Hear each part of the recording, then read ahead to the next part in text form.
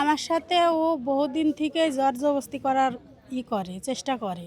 পরে আমি বাইরে টাইরে বাড়াইতে পারি না, ওর জন্য কত বাড়াইলেও সেখানে আগদি যাই, ডিস্টার্ব করে। তারপরে আমি ওর বাড়ির লোকজনকে সবাইকে এক এক করতে করতে জানাই, ওর বাড়ির লোক ওর সাথে কেউ ভয়ে কথা কয় না। তারপরে সেদিন রাত্রে যা হয়েছে, ও জোর করে আমার ঘরের ভিতরে ঢুকছে। ঘরের ভিতরে ঢুকলে এক পর্যায়ে চিল্লাচিল্লির কারণে এতে বহুত মানুষজন জড়ো হয়ে যায়। জড়ো হয়ে যাওয়ার পরে সব লোকজন লাগি একটা মীমাংসা করে দেয় যে আরও সংসার আছে, আরও সংসার আছে। ও সবসময় তো পিস্তল হাতেলি থাকে, অল টাইম ওর কাছে পিস্তল থাকে, ওর ভয় তো আর কেউ কথা কয় না। তারপরে হচ্ছে ওর বোটও সবাই জানে, জানার পরে ওই পিস্তলের ভয় ওর সাথে কেউ কথা কয় না। সেদিন হচ্ছে ওরকম করার পরে সব মীমাংসা করে দেয়। তারপরের দিন আমার পক্ষ হয়ে যেসব ছেলেপিলি কথা কইছে, ওর ক্যাডারগুলা গুছি। তারপরের দিন সন্ধ্যার লাগতে না লাগতে ৩-৪ জনকে ফায়ার করা শুরু করে দিছে। ক্যাডারের নাম যা গুলি করেছে, সোহাগ ছিল সাথে, তারপরে তুষার ছিল, ওই পলাশ ছিল, আর মুফাজ, এই সমস্ত।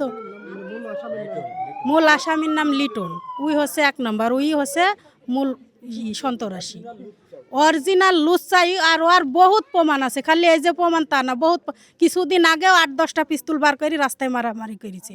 এগুলো সবাই জানে, সবাই জানে এগুলো, এলাকাবাসী একটা যে ন্যাংটা ছেলে সেও জানে। এর বিচার চাই, সুস্থ বিচার, যাতে আমার সাথে যেটি হয়েছে ভবিষ্যতে যাতে আর কারোর সাথে না হয়। ওরা ক্ষমতা আল্লাহর লোক, ক্ষমতার বল দেখি, পিস্তল দেখি, যাতার সাথে যাতা ব্যবহার করবে। সাধারণ মানুষ কি এলাকায় বাঁচবে না?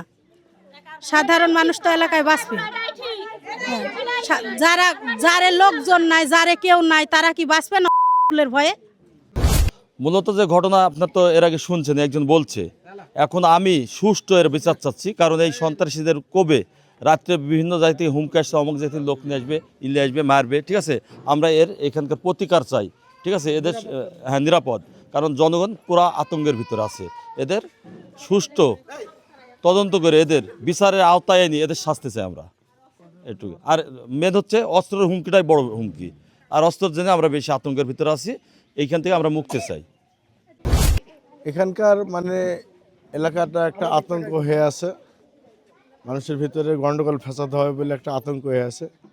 যাই হোক, এই আতঙ্কটা যাতে মানুষের কাটিয়ে যায়, এই পুলিশ প্রশাসন বা সাধারণ মানুষ বন্ধু হিসাবে যে শত্রুতা না হয়ে এখানে একে অপরের সাথে মিলেমিশে চলতে চায়, এলাকার শান্তি শৃঙ্খলা বজায় রাখতে চায়।